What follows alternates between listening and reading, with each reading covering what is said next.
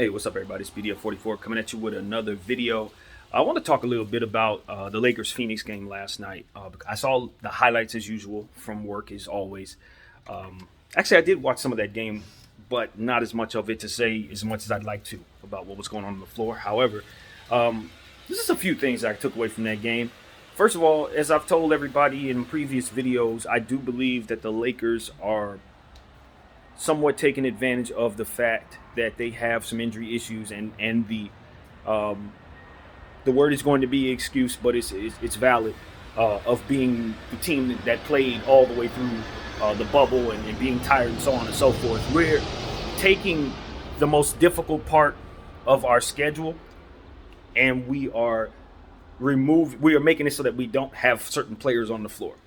And while that's like doesn't seem like much, when you're talking about scheming against teams in playoff situations, you're talking about running into teams like Utah, Phoenix, Brooklyn.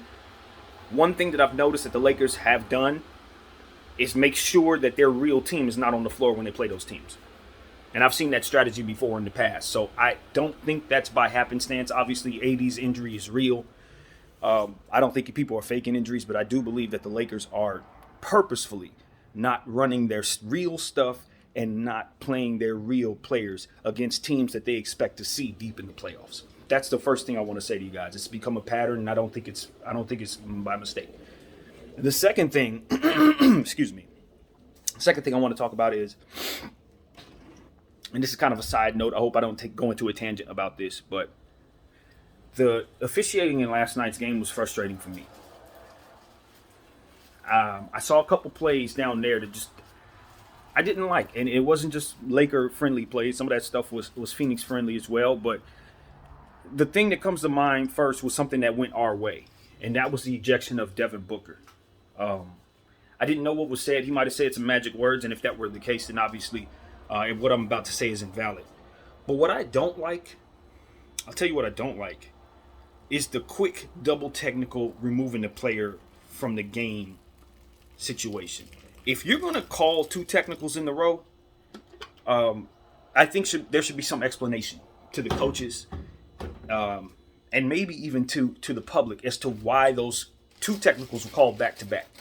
Because what we looked like we saw out there was a referee who had quick whistle, who just removed one of the most important players from the basketball game from the basketball game. That's what I saw.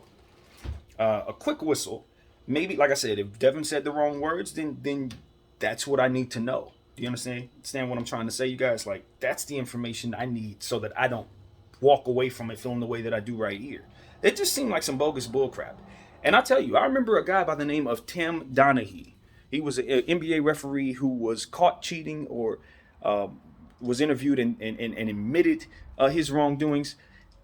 And to me, it just seems like the NBA has kind of forgotten about that as it pertains to how they continue to make it as if the image of the referee should be above reproach.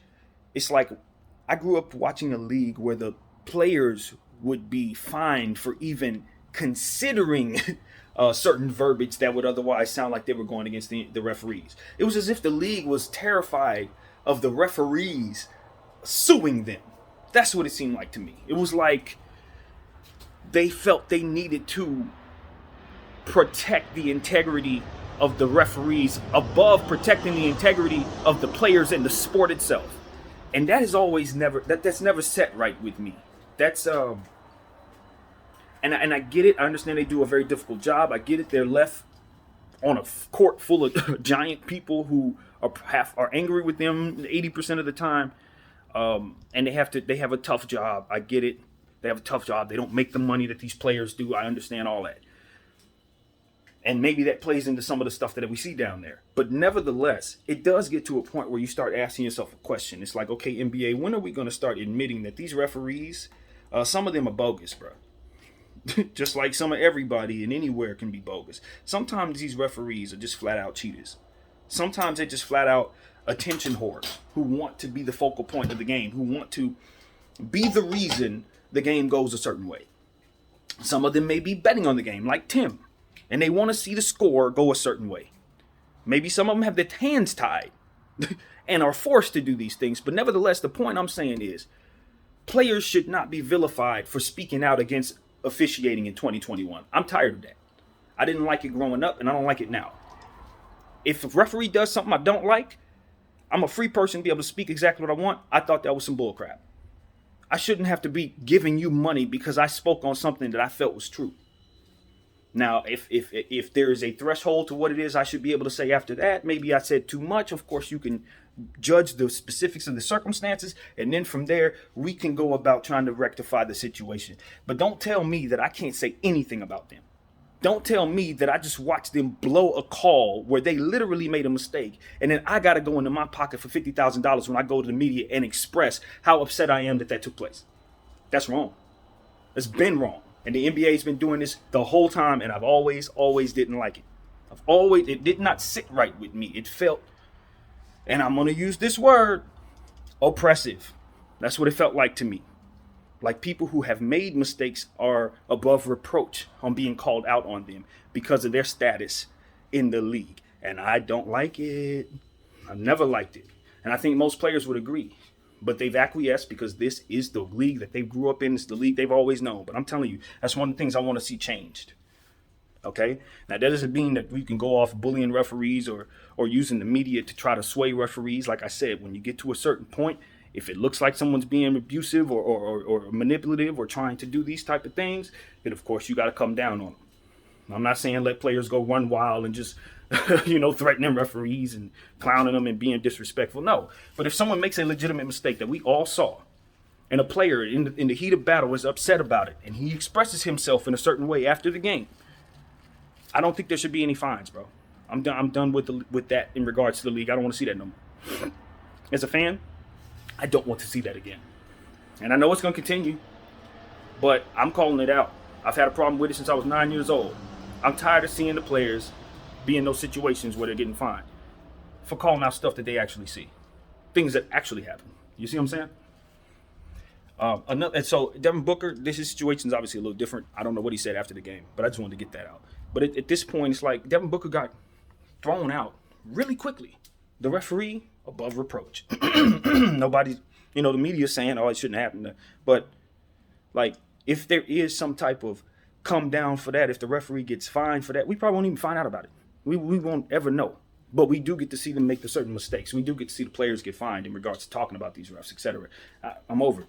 Tim Donaghy, for me, took away the integrity of upholding that type of protection for them.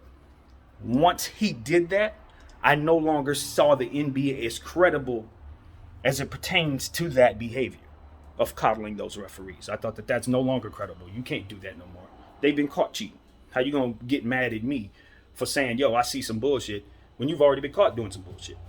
Nah, not rolling. That's over with. So I just want to put that out there. I hope everybody sees that. Now back to the game. So there was a couple plays as well with KCP involved. KCP was called for a foul on one end, on a hard foul. Driving to the basket looked like a good play to me. Looked like a common foul. Fine. There was another situation.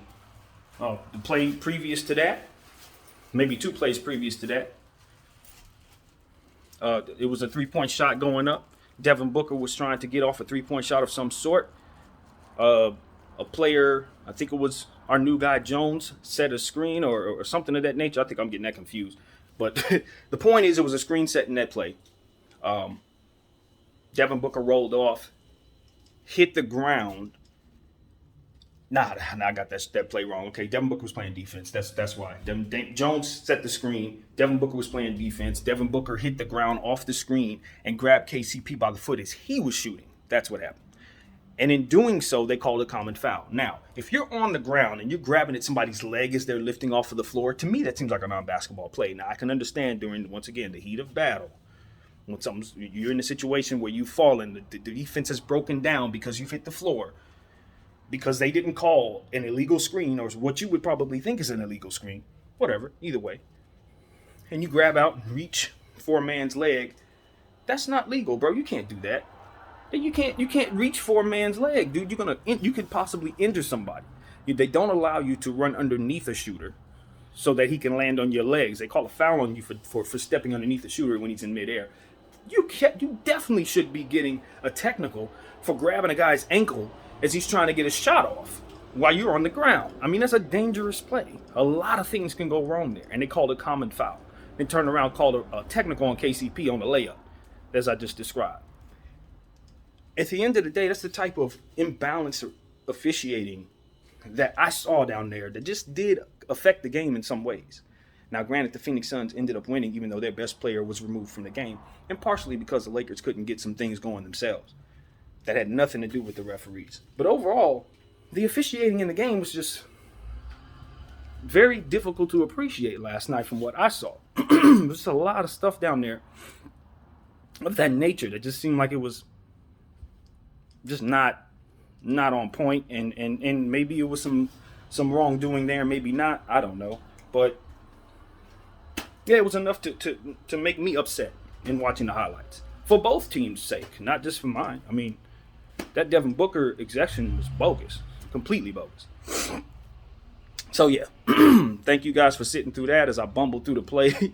But at the end of the day, you guys, I'm just sitting here and watching the Lakers. As far as my team is concerned, when AD gets back, we'll be fine. If he comes back healthy. But the most important thing is that he doesn't come back too soon just because we're struggling. This was all predictable. Like I said, I think some of this is deliberate. We're trying to make sure that we throw certain teams off so they don't know what they're looking at when they see us in person in the playoffs. That's what I really think is happening here. But I will say this. Frank Vogel got to tighten up, man. Frank Vogel got to tighten up.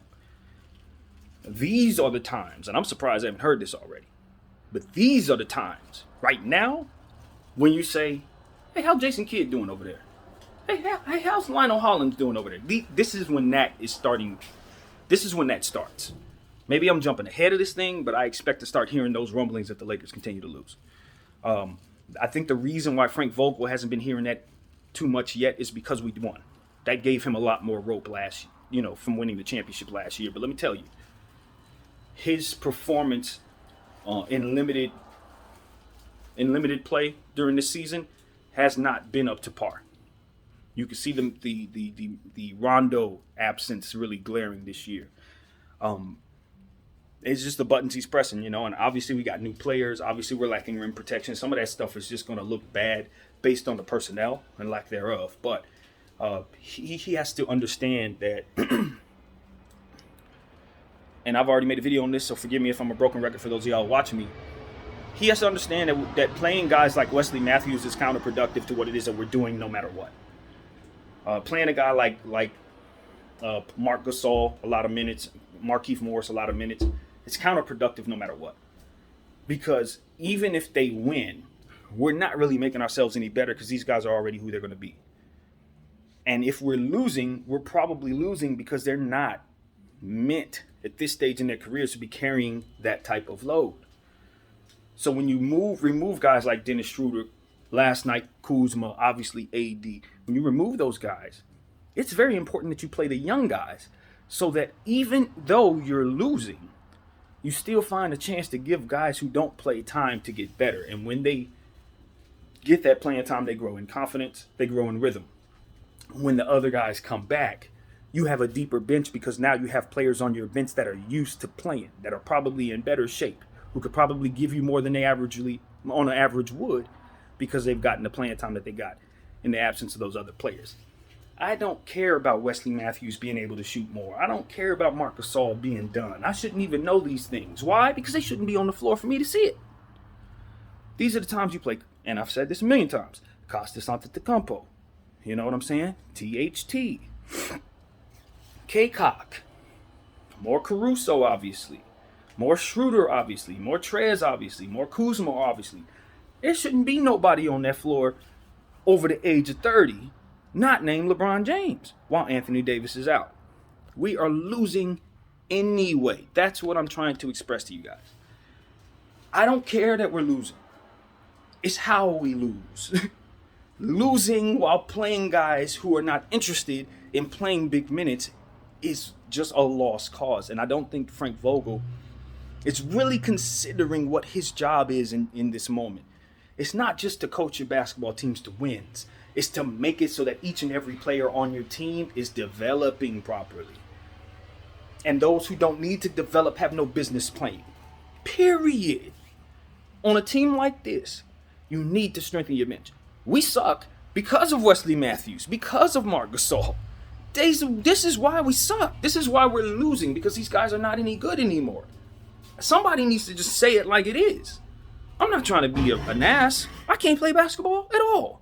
But I can identify when someone can and cannot. And at this point in time, Wes cannot, Mark cannot. Play the Jones kid. There was a situation where we took the Jones kid out of the game. We were up by 1. I don't think we saw the lead anymore.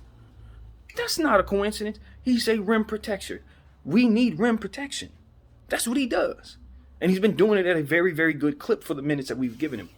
At this point, he's the only person I want to see on the floor. At the center position right now, I don't want to see nobody else. Him and Trez. That's it. And Trez should be playing the 4. Come on. What are we talking about? I know it's a little bit of a clog because neither one of them are shooters. But that's the dynamic that's going to work for us in this circumstance. Marcus ain't going to do nothing for us right now. Not. We know that. We've gotten a big enough sample size to know that this guy don't have nothing left. And we ain't going to be able to trade him because he doesn't have nothing left. So you sit him, you make sure he's healthy for the playoffs. That's it. All the reps that he needs, he can get in practice. And getting in shape, he can do that in the gym. Get on a treadmill, bro. You don't need to do that on the floor with us. I'm sorry. I'm there. Because I don't believe in playing vets during the dog days of the season. It makes no sense to me. They don't want to be out there. They don't want to be out there. That's the part that we all need to understand.